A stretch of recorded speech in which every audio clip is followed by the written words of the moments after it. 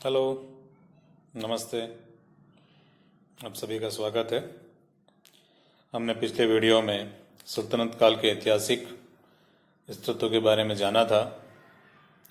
उन्हीं स्रोतों से हमें सल्तनत काल के इतिहास के बारे में जानना है। आपको यह ध्यान होना चाहिए कि किसी भी इतिहास को जानने से पहले, उसके कार्य करने से पहले उसके भूत का निरीक्षण करना है, वर्तमान को ध्यान में रखना है और भविष्य का निर्माण करता है।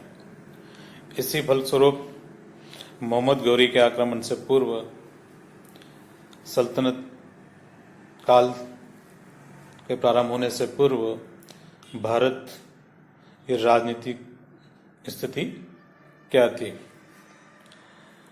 गौरी के आक्रमण के समय भारत राजनीति में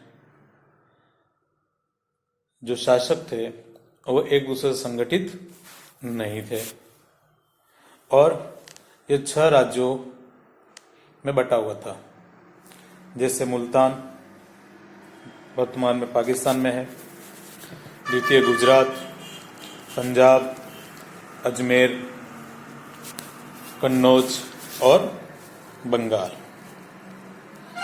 मोहम्मद गौरी के आक्रमण का पहला आक्रमण जो झेला वह था मुल्तान, क्योंकि गौर प्रदेश से आते हुए पाकिस्तान में पहला सामना मुल्तान से ही होता है। 1175 में उसने तत्कालीन शासक को, जो फरमाती संप्रदाय अर्थात शिया धर्म से था, उससे पराजित किया।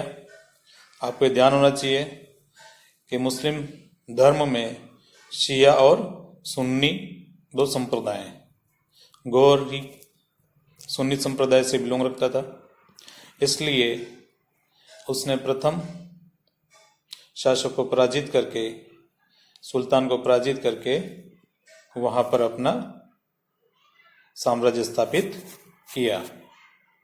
इसी फलस्वरूप मुल्तान से होकर वह गुजरात में प्रवेश करता है और गुजरात में 1178 में आक्रमण करता है, जिसके फलस्वरूप चालुक्य वंशी राजा मूलराज द्वितीय के बीच में आबू का युद्ध होता है, जो 1178 है, जिसमें मूलराज द्वितीय पराजित होता है।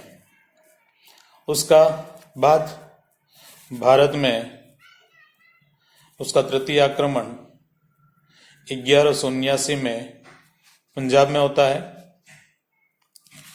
और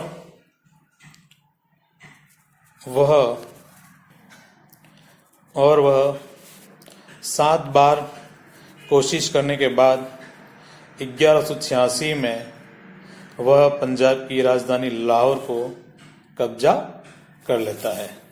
इसी प्रकार वहां पर अपना सुदृढ़ साम्राज्य स्थापित करने के पश्चात राजस्थान में प्रवेश करता है और राजस्थानी साम्राज्य जो वंश था, राजनीति थी, की दृष्टि से संगठित और सुसंगठित राज्य था अजमेर, उसमें प्रवेश करता है, जिसकी सीमा बठिंडा किले से मिलती थी।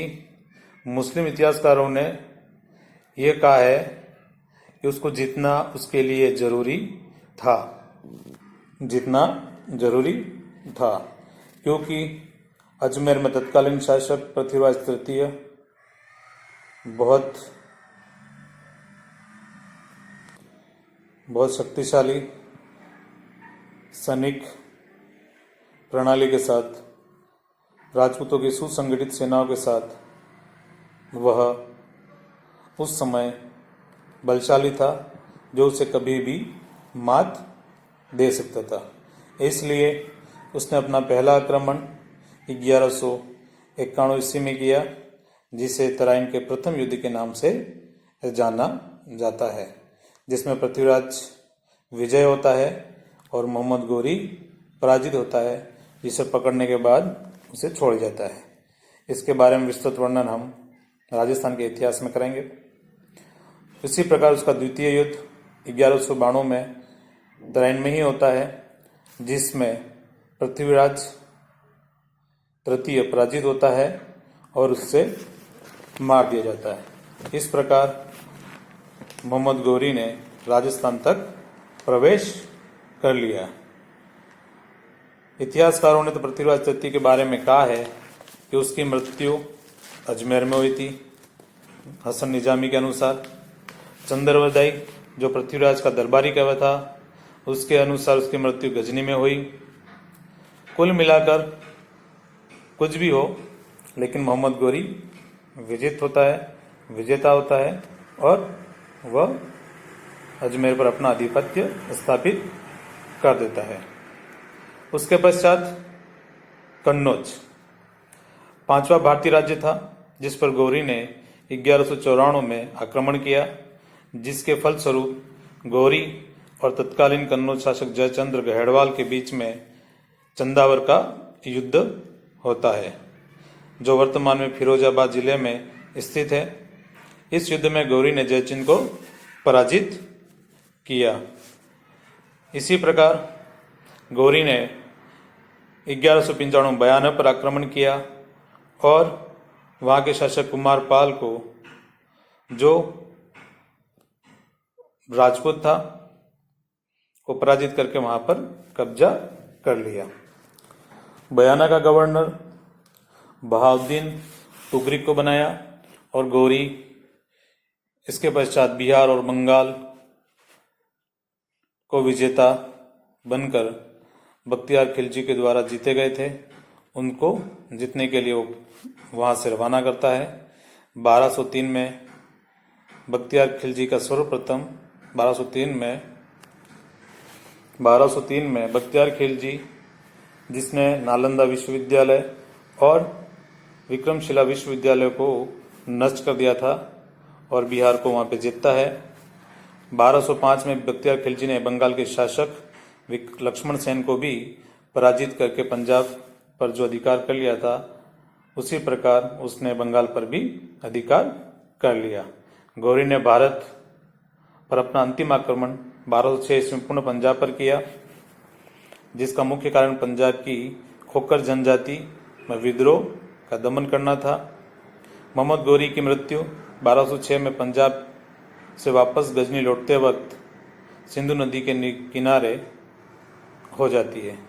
इस प्रकार मोहम्मद गौरी भारत में सल्तनत को प्रारंभ कर देता है। धन्यवाद।